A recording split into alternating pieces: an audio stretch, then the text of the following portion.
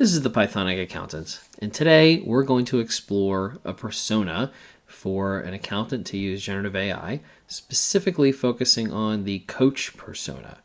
There are several personas that may be considered for accountants to use, but today's focus is the coach, which acts as a workpaper reviewer, in this case, for an audit staff member. And the idea here is that the audit staff member can send their file to this generative AI tool, assuming it's approved by their work, to do that initial first level review before it goes to their manager. And this can reduce the additional work that would be needed to go back and forth between the manager and the staff member, hopefully having a higher quality work paper before it goes up for that actual human review. So let's go ahead and put in a prompt. Right now we're using Copilot on its creative mode.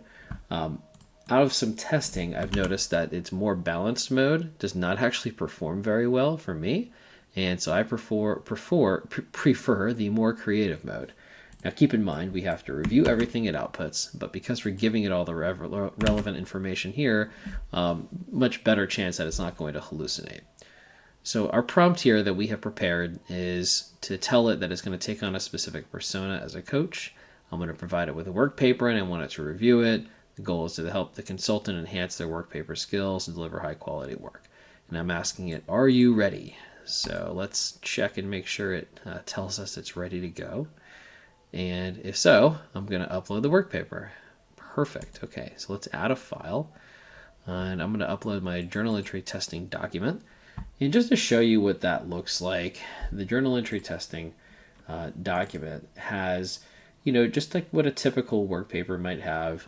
If you're not familiar with them, they would include the purpose of what was being tested.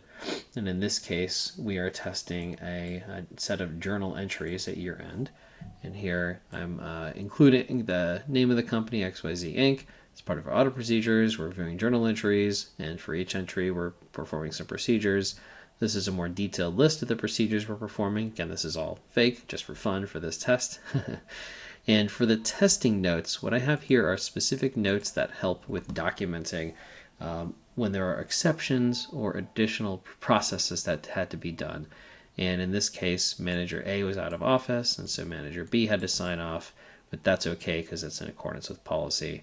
We also noted there was no documentation approval for test item 4, and the journal entry preparer said, oh, that's okay because that's the same as previous months. And what I specifically left out was in the results, we should have noted that that was a problem. But here I said that all of the approvals and reviews are good. And so we're hoping that that gets caught in the Copilot analysis. So I'm going to say, here is the attachment. And let's see what kind of review it's able to do for us. I'm hoping that it gives us some great feedback and hoping that it also tells us about some of the issues that it found in there. So let's see what it says. Okay, excellent. It says the purpose and procedures are well articulated, clearly outlining the objectives. That's great. The risk-based approach is good practice. Thank you. Testing notes. Note about A's absence and B's sign-off is a good catch. Demonstrates attention to their procedures. The lack of documentation for test 4 is a concern. It's crucial to address with management to reinforce the need for approval. This ensures consistency and accountability. Areas for support. Supporting evidence. Ensure that all journal entries have clear and complete supporting evidence. If any lacks documentation, should be flagged. Approval process. The assumption made by preparer for test item 4 indicates a gap in understanding the approval process. It's important to educate the team on necessity of obtaining explicit approval. Best practices. Use clear. Okay, that's helpful. Best practices. Overall quality. Work papers good quality with clear structure. Room for improvements. Ensuring that all entries are properly documented and approved. So I think it kind of missed the point here because it seems like it may have conflated the fact that I'm acting as an external auditor testing the kind of controls of the company's journal entry. So to me, there may be a need to improve the prompt itself.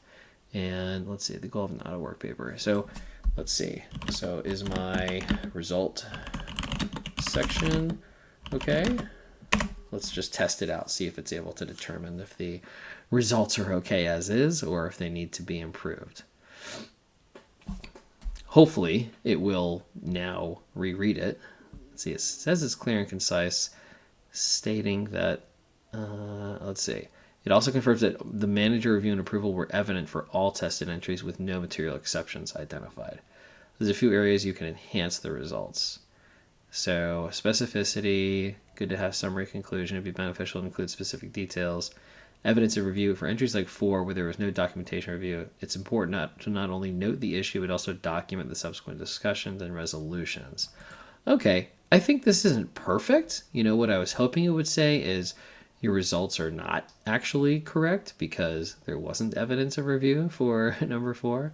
But this is not bad. So I would say this is a good starting point for one of the AI personas for helping accountants, but we definitely have room for improvement. So let's follow up on the next one and see if we can tweak the prompt to make it a little bit more aggressive towards saying that it needs to be improved.